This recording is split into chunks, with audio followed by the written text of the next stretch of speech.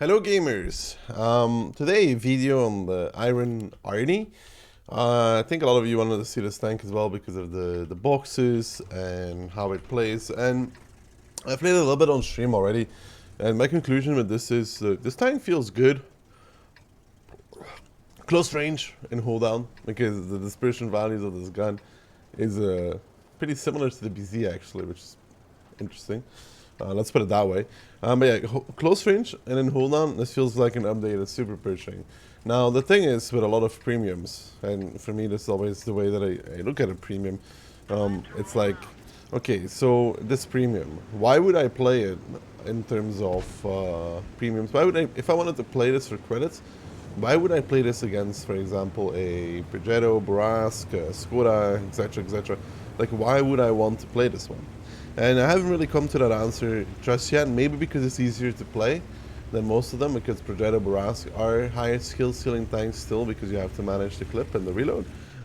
So there you could have an argument for it, yeah, because this is indeed easier to play. I mean, you go hold on and you shoot people. So for the gun we have 320, 230 pen and 1.1 shell speed, and then for the heat it's 320 as well, of course, and 300 millimeters of pen and 1.1 shell speed as well. So in terms of shell speed, this is more than fine.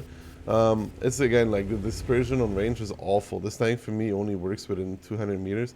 The moment you go past that, it starts well, it starts being interesting, let's put it that way.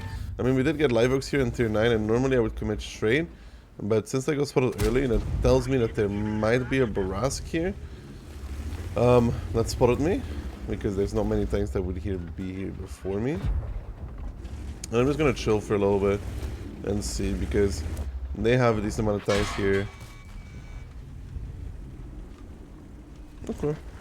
I mean, a Chieftain P hits that, that's always interesting. No, Chieftain P is not that great, but yeah, trying to see if I can get the Borask here. I cannot really peek the Borask either. Maybe I could for one shot of damage. We do get that shot of damage, and also the reload on this gun feels kind of long for the alpha that it has.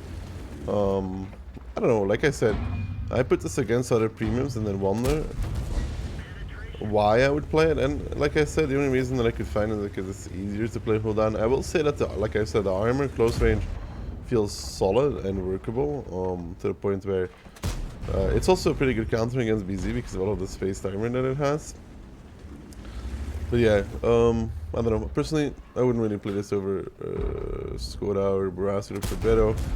And like I said as well, because of the gun, the dispersion values on range, it really does tend to miss quite a lot on range, which means that if you are shooting heat, it becomes quite expensive to maintain this gun, and that is of course something you have to take into account if you're thinking about how much credits does this make, because once you have to start using heat, it's of course not really that profitable anymore. Now we're kind of stuck here without ability to push up further. I think if our BZ came and our Panther came, we could probably push this and take under, but they're content with sniping right now, so we won't get them out of their hibernation. They can't win this side, we can't win this side. It's a bit of a stalemate. I gotta be careful because the BZ is somewhere in these bushes. The Borask is making a play on the outside, which is not really that great, I gotta say. If I may add that, I don't think this is a really great play for this guy. I'm gonna push up now. I'm gonna try it, because there's no longer really anything stopping me from it. The Borask was the one that was the most annoying and stopping me from it, because if I push around the corner, I immediately take 2 shots from him. My AMX running away is kind of awful for me, and I really hate that part, because I push up and he runs away. It's like opposite worlds really in that regard. So my take one from the KV4, because it's a bit of a careless peak for me. I mean, I do have the position, but I don't have a lot of HP left to trade with. I am pushing back the Ice-3 too. I don't know why the MX is running away again. I don't understand it. I don't want to understand it. Not sure where he's going. Yeah, about 1k here. For this tank, we're aiming about like 3k. That's kind of what we're aiming at, aiming towards. If you can get that, it would be a good result.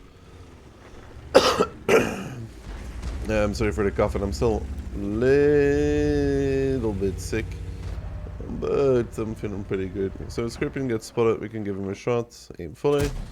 We have 351, so now we have 1.5k. It's not going to be a great game. I think we can all conclude that already. We can see it as well. I can give maybe another one to the Scorpion. No, I can't, but I could give one to the Charioteer though. Normally speaking, I think he's in the open. He is. There he was. Might have hit it. Might have hit it. Now I'm spotted though. I am able to shoot towards the tortoise here. I hit that as well. I mean, the gun's behaving right now. It's being kind. Let's put it that way. I don't think we hit the Charioteer right. We could definitely still get 3k out of this though. We're just gonna be a little bit patient. Scorpion. He missed it. The KV4 is now fully overpeaking, which is interesting by itself. I don't think he's going to be doing that for much longer. I think now I want to go back here and maybe shoot the 283, the Chieftain P. Maybe even use some heat shells. Be a disgusting stats pattern. But yeah, all in all, this is an updated super pushing. It really feels that way, well, without preferential MM upgrade. But still not a bad tank per se. If you are into this kind of gameplay of like super pushing, then this will be a good tank for you. That it is easier to play than a Predator and a Barask. It does have quite a long reload for the alpha that it has. It needs those long fights that take a lot of time. KV4 is now pushing up as well. Gotta be careful from him. Do not want to go down to a one shot just yet. Be careful, I'm gonna let a heat shell here as well. He's going back now, and we're just aiming for 3k. I mean, it's a Tyria premium, we're not aiming for 4k, 5k here. We're just aiming to have good games that net us a good amount of credits, because at the end of the day, why else would you play Tyria then? Just really grind credits with. I mean, you could do it because of enjoyment, but for me, usually when I go... I get outplayed! 72.6. I mean... that could have been more, but I kind of threw there. Again, this is a Tyria premium with low DPM, so you shouldn't expect wonders from it. It's not going to do wonders either. It needs long games where you can do close range fights. I feel like for me, this tank is a bit of a one-trick Andy because of that fact, because it's not a sniper. It needs to brawl and hold down. It can kind of set shape, yeah, but you know, you need these hold-on fights. This map was kind of good for it, but the way my team played wasn't, because we weren't able to push up on the south really hard and aggressive. But it's okay. I mean, we're still gonna make a decent profit out of this. I think my DPG on this is around 3k. So yeah, we got 3k on this as well. You can see the profit here, 210,000. We do have the holiday elf bonus and the reserves, not my own. For the equipment, we use HP turbo rammer, and for field mods, I don't really have any yet, but I can tell you anyways. It's the module durability. It's always the module durability. It's the aiming circle size, which is this one, and then it's the reverse speed that we take. So we got 3k in the first game. Not a bad result whatsoever. And like I said, it really depends on what kind of tank you're into. But I'll repeat again, this is with the boxes, you do not gamble for tanks. You never gamble for tanks. It's a mistake to gamble for tanks. You should always be going for the gold value, because it is the best gold value you can get. But not gambling for tanks, because it's just not worth it, and you just get left disappointed. And it's just not the right way to approach the boxes. Every year I feel like repeating this, and I will continue repeating this as well. Go for the gold value, not for the tanks. But yeah, not a bad tank per se, and I think the one good thing I'll say about the box tanks this year, that outside of the BZ, which is just dumb design IMO, whether or not people agree with that, it's up to you. For me, it's just dumb design, is that the tanks are not really OP. Like the BZ might be broken, it's not OP per se. It's a different thing. OP and broken, there's a lot of discussion about this. Something can be broken without being OP. For example, for me, the shit burn is broken, but it's not overpowered. It's broken because of its alpha. But yeah, We got a good shot here on the guard going up. Wow, a 3-mark guard. That man's crazy. That man is actually crazy. Why would you do such a thing? I mean, okay, so they have an Italian TD coming here. They have an Iron Arnie coming here. We're already forced back into the hold down. I love playing against Italian TDs, but I tell you that the highlight of my day is fighting an Italian TD. It's okay. Got a nice pull-out shot there on the Iron Arnie. I have 600 damage here. Not bad. Not too bad. None of them really trading against me. They're in a platoon in those Italian TDs, which makes this a bit more annoying. Gotta remember that I do have a cupola. I'm shooting heat already. Trying to pen a side turret there. I felt like it would be angled enough to go through it. I gotta check. My heat is enough. I need a heat high roll to go through the Italian TD at the rate, which is of course totally fine. It's fair and balanced. But I just snapped the Iron Arnie there. It didn't work out. God, I hate Italian TDs, by the way, boys. Like, I really, really despise Italian TDs in general. They're such a dumb tank. Again, they may not be OP, but they're so dumb to play against. Like, ugh. It's frustrating because they're frustrating to play and frustrating to play against, which is about the whole sum up of the Italian line for me. Luckily enough, he's showing me parts that I can pen through. Let's go back to AP. We should be able to pen him through the track even on this angle when he's peeking out. I'm gonna peek his buddy here. Got a good pen against him. His friend will peek now in return. There's a T-28 in front of him. As soon as the Italian TD is like a hold down above you and shows his track, normally you're supposed to be able to pen it. Oh, that's a Scorpion. That's the gun being the gun. You're gonna have a lot of shots like this on the Iron Arnie, where the gun is just like tripping out, because it's kind of what the Iron Arnie gun does. It kind of just trips out. Good pen there through his track. I take this position here, because from this position here you can peek above the rock and kind of farm whatever is there. Normally, I mean, it's a bit harder because it's an Italian TD now. He just hit my cupola. So it's unfortunate. I can't really afford to trade against this man. I don't really want to do it either. Got a nice pen on him on the reverse out. He's 27 HP now. So all in all, it's looking to be a pretty decent game for me already. Like I said, I'm aiming for about 3k on this tank. Because it's just a pretty good 2-8 DPG. And we're playing it all pretty well. We're not really in danger of getting overrun here, which is always what you have to be careful for on Tundra. It's about getting overrun. I don't like the way this guy is speaking.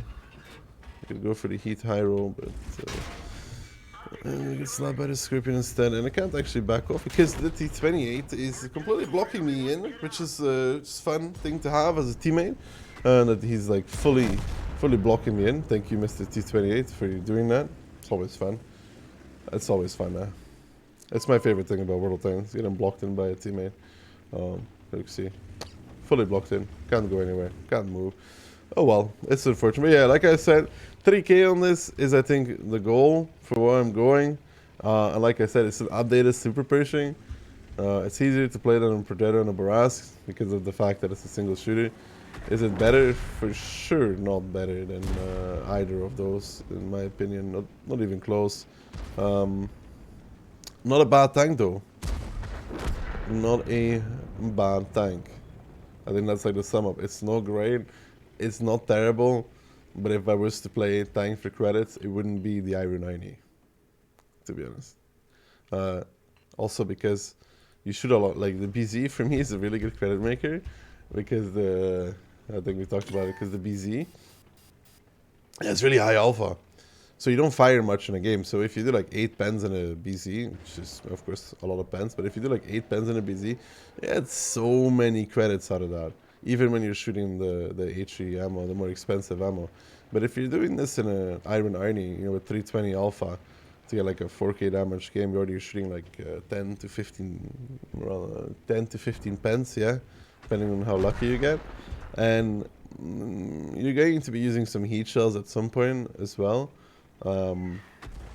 So credit wise it's going to be worse. So again, I prefer the the BZ out of the boxes if you want to make credits. It also has the rocket mechanics to get into position early. And Scorpion here is having some slight issues. Some slight issues. Yeah. Very slight issues. But yeah, it's not a bad tank, honestly. I don't think there's much more that needs to be said about it, or that I really need to talk about. I think that I may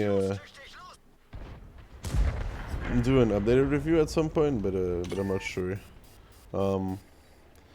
Yeah, in general, I think I said everything what I wanted to say about the Iron Arnie. It's good close range and in hold down. It's not broken in hold down because it has a cupola that is shootable for. Low DPM, shit dispersion on range. But all in all, not a bad tank. Not a bad tank, not a great tank. But it's not the one that I would play if I wanted to make credits, honestly. It's not the one that I would play.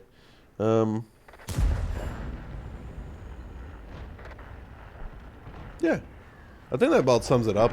I think you could see in the 2 games that we played the gameplay of the Iron Arnie and the way it can perform. I mean, I didn't do great in these games because it's just 320 alpha is also not the best. I would say this is an updated super Pershing and a bit of Renegade-esque game style without having a massive cupola. I think that covered this. I hope this review gives you enough that you need to know about the Iron Arnie to make a decision if you want to play it or not. And I'm not going to play 3 games on this because I think 2 games really shows already what it does and how it plays. And I want to make this a shorter review because I think it already covered everything that it needs to cover, to be honest. For tier 8 premiums, I don't think the gameplay on the maps is as important, more what the thoughts about the tank. And as always, I hope you guys enjoyed this video. It's more of a quick one, just some quick tips, tricks, insights into Iron Arnie and if it's worth it. And yeah, I will see you guys all on the very next one. What would you like to see next? Let me know in the comments down below. I might do the NBA but I've never played it, but I'm not sure yet. Anyways, gamers, thank you for watching the video. Hope you guys enjoyed it. See you guys all on the very next one.